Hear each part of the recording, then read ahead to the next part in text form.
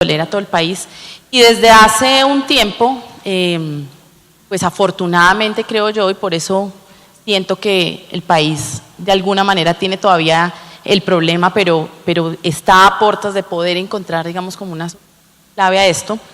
Y es que pues esto es un problema de la política pública, este es un problema de los que toman las decisiones, esto es un problema del sector de educación. Y estamos un poco ya en el punto en el que todos nos estamos dando cuenta que sí, que en realidad cada uno tiene que poner su pedazo allí, ¿no? Entonces, por ejemplo, hace más o menos unos días estaba yo en un foro que preparó la Asociación de Instituciones de Formación para el Trabajo y el Desarrollo Humano, que es un sector, digamos, gigantesco en este país. Y ahí en un panel que tuve la oportunidad de estar estaba ASCUN, ASIET, ASENOF, todas las instituciones que de alguna manera representan o universidades o institutos técnicos, y digamos que eso hace un año no se podía hacer. Es decir, hace un año la visión de ASCUN como universidades pues era, digamos, muy marcada en el sentido de que pues definitivamente nosotros tenemos un sistema universitario que lo agarramos de un modelo universitario de privilegio. Es decir, nosotros no tenemos, nuestro sistema y la historia de nuestro sistema universitario no es para todos ni para resolver todos los problemas, sino es un sistema de privilegio. Un sistema que hoy tiene que replantearse. Entonces esa es la primera, digamos, como la primera concesión que hacen las universidades, y es decir, efectivamente vamos a permitir o vamos a dejar que se amplíe el diálogo para ver cómo hacemos un sistema, digamos, de educación superior que no sea de privilegio, que no sea para unos pocos ni para resolver solo unos problemas. Entonces, ahí empieza. Segundo, el Estado colombiano. Yo creo que el Estado tiene que transformar un poco la visión de cuál es el papel que juega en todo este tema del sistema educativo. Si bien hemos estado liderando, o ha estado el Estado colombiano desde hace un par de años liderando cuál es este diálogo de la academia con el sector productivo, realmente su papel tiene que ser como el de la regulación moderna. Entonces, por ejemplo, el Estado nunca se ha preocupado por los resultados del sector de educación. Tenemos un sistema, por ejemplo, de aseguramiento de la calidad de la educación superior solo basado en los IMPA, en qué tiene esa institución, qué profesores tiene, qué inversiones tiene, pero nunca nos hemos fijado si el papel que cumple es el que prometió, pero además el que el país necesita. Nosotros hoy, por ejemplo, no tenemos un vacío en calidad tan grande que incluso las personas que pasan por la educación superior, luego de presentar pruebas como la Saber Pro y todo esto, logran demostrar que el paso por la universidad pues no les llevó a superar, por ejemplo, su analfabetismo funcional. Eso es una cosa impresionante de la crisis que estamos viviendo. O sea, personas que han presentado la prueba Saber Pro, que quedan en un nivel donde uno podría decir son profesionales con analfabetismo funcional. Dice uno, ¿qué estamos haciendo? Entonces, por ejemplo, la calidad y el papel, y en algún sentido pues lo hemos venido discutiendo, bueno, ¿cuál es el papel de las universidades y desde las instituciones de educación superior aquí? ¿Por qué no ponemos algunas instituciones de educación superior que cumplan un papel de cierre de brechas?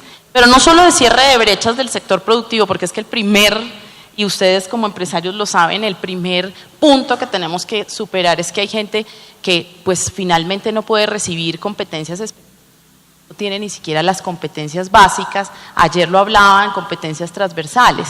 Entonces, por ejemplo, el Estado podría hacer y lanzar una idea de una especie de segmentación del sector, para que deje de ser un sector privilegiado del acceso de media o qué sé yo, pues puedes dividir un poco el papel que cumplen las instituciones acá y medirle su calidad con respecto a ese papel. Otro tema es, y ya un poco más basado en la pertinencia, mire, al Estado colombiano sí que le queda difícil saber qué requiere este sector. Yo llevo 10 años en esto y la verdad es que cuando yo me siento en el sector de TICS, yo puedo liderar una reunión de esas hasta el punto en el que se pongan a hablar los que tengan que hablar. Pero saber estrictamente qué necesitan, eso el Estado va a ser absolutamente ineficiente siempre en eso.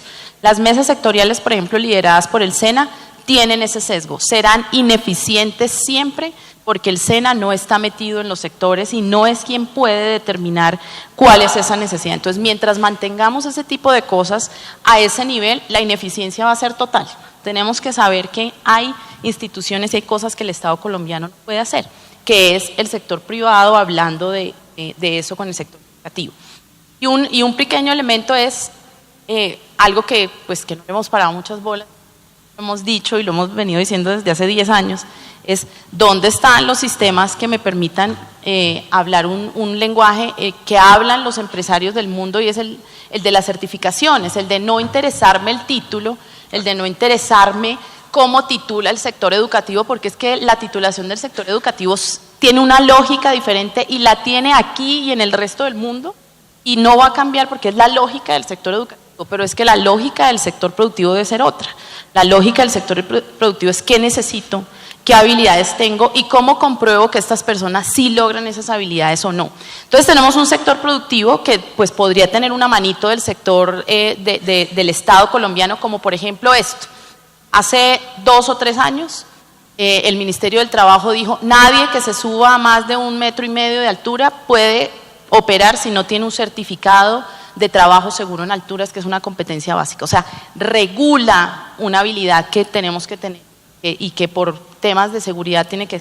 Al otro día había 5 millones de personas haciendo una fila tratándose de formar en trabajo seguro en alturas. ¿Qué quiere decir eso? Que los incentivos para la pertinencia sí se pueden crear y son fáciles y son del Estado de la mano con el sector productivo, pero sentarnos a charlas eternas y a trabajos eternos que no llevan, digamos, como a este...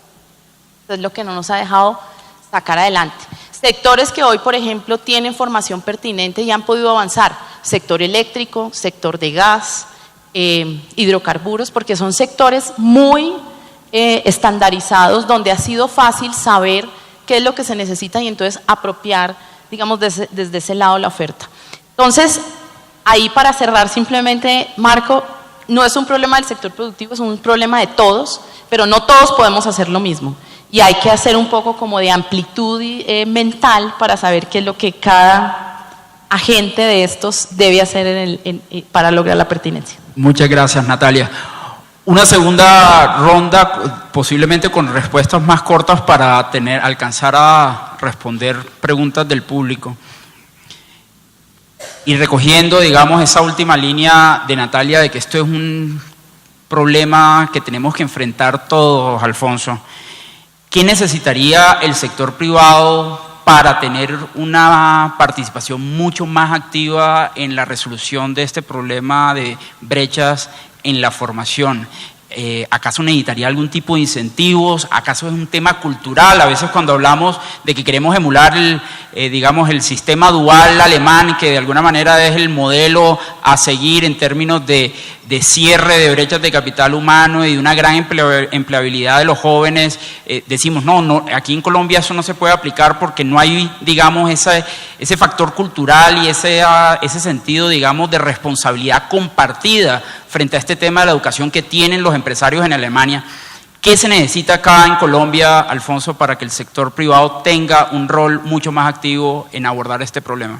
No, yo creo que se necesita que se establezcan estas mesas de diálogo permanente. Yo comparto lo que acaba de decir Natalia. Yo creo que es muy, muy importante que el sector privado ponga de su parte, que las empresas digan realmente qué se requieren.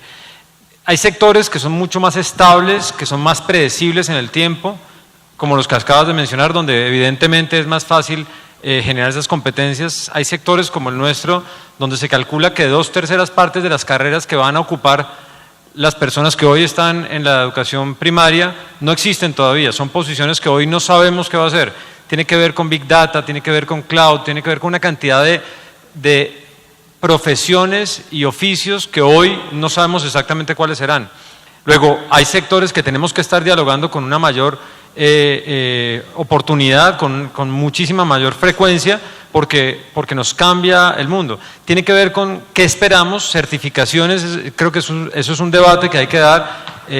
La titulación evidentemente nos dice muy poco en el sector privado, por no decir no nos dice nada, y en cambio tenemos una cantidad de competencias concretas que necesitamos, que nos dicen muchísimo y que le abren puertas a los muchachos. Y por último, en este punto, rescatar que lo que tenemos que entender es que efectivamente esos muchachos que están saliendo del sistema educativo encuentren empleo. Y la realidad es que hoy en Colombia no lo están encontrando. Entonces tenemos una brecha de capital humano. Se calcula que hay una brecha, por ejemplo, en el sector nuestro de 53.000 ingenieros aproximadamente. La brecha a nivel mundial es todavía más grande. Luego, además, cuando hay uno bueno, se lo llevan muy fácilmente. Pero por otro lado, tenemos 1 millón de jóvenes sin empleo. Más o menos la mitad del desempleo en Colombia es desempleo juvenil. Entonces, ahí claramente tenemos un problema en que no estamos cubriendo esa fase. Y además, en el desempleo juvenil, tenemos que entender, yo trato de decirlo en todos los foros, porque a mí personalmente me escandaliza, de ese desempleo juvenil, de cada 10 desempleados, 6 son mujeres. Entonces hay que entender que tenemos también un problema de equidad sin ninguna duda, que lo tenemos que atender. Es decir, no es, el desempleo juvenil de las mujeres es del 14 o 15%. Es decir, es muy alto y tenemos que entender qué está pasando. Luego, realmente esa brecha sí debe ser preocupación no solamente del sector productivo, sino todo el sistema. Juliana, y desde la visión, digamos, multilateral, ¿qué experiencias internacionales exitosas en materia de cierre de brechas de capital humano pudieran ser replicables aquí en Colombia? Vale. Bueno, yo quisiera empezar por reconocer que, y recogiendo uno de los puntos de Natalia, para que cualquier experiencia exitosa pueda crecer y se pueda arraigar en una sociedad, es importante que haya una base en el marco regulatorio, específicamente un marco de aseguramiento de la calidad, que no esté solo basado en los inputs, sino en los outputs, que reconozca los diferentes tipos de instituciones, su rol en sociedad y que tenga los lineamientos claros para cada una de ellas, de tal manera que introduzca confianza, previsibilidad, claridad y transparencia en el sistema, para que tanto los estudiantes se sientan tranquilos de entrar a una carrera técnica teniendo claras sus oportunidades a futuras, y los empleadores también sientan tranquilos de que al contratar a un estudiante de una carrera que no necesariamente es universitaria, que es lo único que sabe que le inspira confianza, se sienta tranquilo contratando. Ahora, en términos de modelos específicos, les puedo contar un poco desde la perspectiva del IFC, que para los que no saben, somos un grupo del Banco Mundial, una agencia dentro del Banco Mundial que apoya a través de financiamiento instituciones educativas privadas con modelos que estén estrechamente ligados a la empleabilidad. Rápidamente, siendo consciente del tiempo, rescataría 3 experiencias que consideramos exitosas. Una es de una institución técnica en Chile que se llama DUOC, que es parte de la red de la Universidad Católica de Chile, una de las mejores universidades de la región, que la crearon justamente dada el entendimiento de la universidad de que no todos los estudiantes por cualquier razón no podían entrar a una carrera universitaria, sea por no poder pagar o porque no le interesaba, no tenía la habilidad. Entonces fueron un instituto técnico dentro de la Universidad Católica de Chile, donde tiene diferentes características. Los programas son cortos, de 2-3 años, son programas aplicados, donde tienen un currículo entre teorías que combina habilidades blandas y técnicas, donde los profesores, 2/3 de ellos están trabajando en el sector productivo de tal manera que traduzca este tipo de experiencia a los estudiantes y logran niveles de empleabilidad muy altos. Entonces, aquí es resaltar el rol de una universidad tradicional que a partir de la deficiencia que percibe el mercado laboral abrió una institución diferente tratando de contribuir a cerrar la brecha. Otro modelo es el modelo del grupo Cravings en Filipinas, que es un conglomerado muy grande en la industria de la hospitalidad y el turismo. Ellos tienen 3 hoteles y casi 40 restaurantes y desde los 90 están enfrentando grandes problemas de empleabilidad, brecha de capital humano. Tomaron la decisión de abrir sus propias instituciones educativas que hoy en día han graduado a más de 20.000 estudiantes, las acreditaron con instituciones locales e internacionales, establecieron un currículo que recoge muchas de las características que ya hemos discutido hoy, que incluyen pasantías, donde el sector privado informe el currículo, donde hay apadrinamiento, puentes al aprendizaje. Y hoy en día es una línea de negocio para ellos en sí misma, pero que no solo les alimenta mano de obra calificada a su propio conglomerado, pero también hace alianzas con otras instituciones del sector para poder ofrecer la empleabilidad a sus estudiantes. Y por último, resaltaría el caso de una institución educativa nueva que se llama Andela, que busca cerrar la brecha de habilidades en el sector de la tecnología y el desarrollo de software. Es nueva, entonces todavía es muy pequeñita, pero lo hace en Nigeria y en Kenia.